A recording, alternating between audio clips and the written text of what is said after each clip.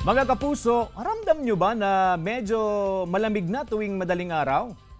Palatandaan yan na nasa bare months na tayo mga kapuso. At dahil dyan, maghahain kami ngayong umaga ng pampainit na sabaw. Ang ipinagmamalaking kaliskas ng dagupan. Ang sarap naman yan. Nakatutok live si Jasmine Gabriel Galban. Jasmine, nakailang mangkok ka na ng kaliskas dyan?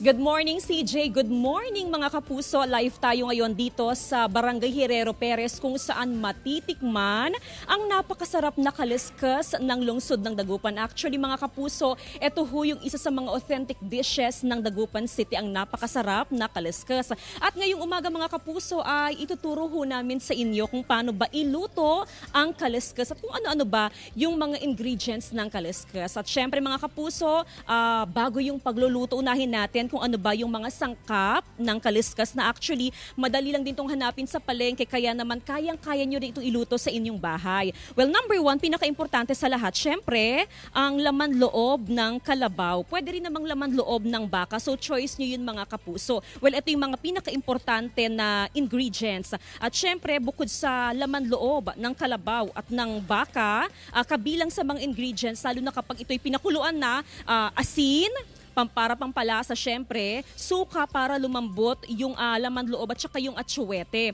Dito yung mga nakikita natin ibang ingredients dito like kalamansi, dahon ng sibuyas at sili. Yan naman yung mga ilalagay natin mamaya kapag ready to eat na yung napakasarap na kaliskas. So yung laman loob, una natin yung pakukuluan dito. Aabot yan ng 3 to 4 hours. Nasa sa inyo yan mga kapuso para talagang lumambot yung laman loob ng kaliskas. And at the same time mga kapuso, ayan, lipat tayo dito, ayan. Ngayon mga kapuso, ito na yung kapag pinapakuluan, nalalagyan na yan ng asin, ng suka at saka ng atsuwete. At hahayaan lamang yan na kumulo ng 3 to 4 hours. Ngayon, alamin natin kay ma'am, ang talaga nga namang kilala nagluluto ng kaliskas dito sa lungsod ng Dagupan. Ma'am, gaano ka-importante na talagang mapakuluan ng napakatagal yung laman loob, ma'am? Para papasok yung lasa niya, yung sabaw, para masarap. Oo. Kaya po, pinapakulo ng mabuti yan. Eto ma'am, binabalik-balikan yan. 24 hours na binabalik-balikan yung kaliskas dito ma'am sa Herrero Perez. Ano ba yung sikreto ma'am sa napakasarap, napakamalinamnam na lasa ho ng kaliskas? Yung karne lang po, madam, at saka yung rekado niyang asin, betsin, aswete, suka. Yun na yun eh. Yun na yun, para pakulo ng pakulo. Kaya ganyan na masarap yung kaliskis. At binabalik-balikan. Balikan ng customer, gano'n. Thank you so much, ma'am. Alam mo, CJ, magluluto muna kami dito. At mamaya mga kapuso ay huhusgahan na natin kung gaano nga ba kasarap ang kaliskas ng Dagupan City. Mamaya titikman natin at syempre sasamahan din natin ng kanin dahil napakasarap ng kaliskas kapag may kasamang kanin. So, magluluto muna kami dito mga kapuso. Balik sa'yo, CJ.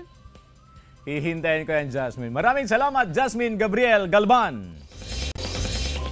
Sa puntong ito, mga kapuso, balikan natin si Jasmine Gabriel Galban na nakatutok pa rin sa isang tindahan ng kaliskas sa lungsod ng Dagupan. Panigurado busog na to. Jasmine, baka naman!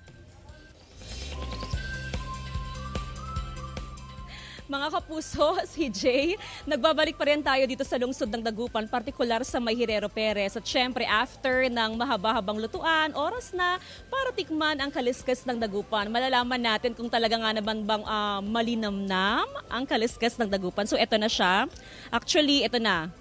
Talagang malambot yung karne, yung laman loob. So, titikman na natin. Mainit ha. Ang sarap. Malambot siya. Actually, kahit nawala yung mga dahon ng sibuyas, kalamansi, and sili, malinamnam na siya. Pero choice nyo pa rin kung gusto nyong lagyan ng additional na pampalasa.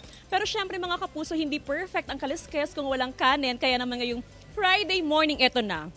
Syempre sa bawa. Lagyan pa ng karne. O, di ba makakadalawang subo na ako. Masarap mga kapuso. Perfect na perfect. Actually, lalo na kapag malamig yung panahon or umuulan. Pero mga kapuso, meron pong paalala ang Health Authority. Okay lang naman kumain ng laman loob like ng kaliskas, pero kung may mga binabantayang karamdaman, like merong high blood or merong gout, merong mataas yung uric acid, better na hinay-hinay lang dahil ang laman loob mga kapuso ay mataas sa high purine. Talagang magti-trigger yung gout ninyo kapag ka napapadalas yung pagkain, kaya naman hinay-hinay lamang mga kapuso. CJ, itutuloy ko muna yung pagkain ko. Later na lang yung... Kaya nga mag-ingat ka sa gout mo, Jasmine. Mga kapuso, balik muna sa inyo sa studio. Nakakagutom naman. Maraming salamat, Jasmine Gabriel Galban. Diyan lamang po kayo mga kapuso, magbabalik muli ang Mornings with GMA Regional TV.